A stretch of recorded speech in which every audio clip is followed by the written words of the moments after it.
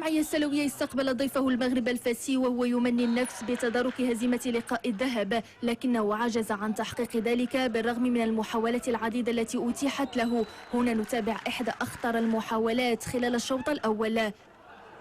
الدقيقة 37 بن شرفي يفتتح حصة التهديف لفريق المغرب الفاسي ويمنح الفريق أول هدف خلال هذا اللقاء.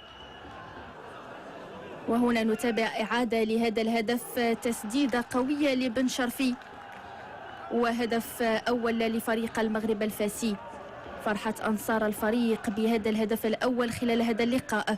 ركنية تنفذ من جانب فريق الجمعية السلوية والكرة تمر محاذية للمرمى. محاولات فريق المغرب الفاسي تواصلت خلال الشوط الثاني بحثا عن هدف ثاني يثقل الكفة، لكن المحاولات افتقدت لبعض التركيز. هنا نتابع محاولة خطيرة والكرة تمر فوق المرمى. وفي حدود الدقيقة 89 فريق الجمعية السلوية سيستفيد من ارتباك على مستوى دفاع فريق المغرب الفاسي ويعدل الكفة بتسديدة شقيق زياد. هدف عدل الكفة خلال هذا اللقاء، لكنه لم يكن كافيا لضمان بطاقة العبور إلى الدور المقبل. تأشيرة حجزها فريق المغرب الفاسي بعد فوزه في لقاء الذهب.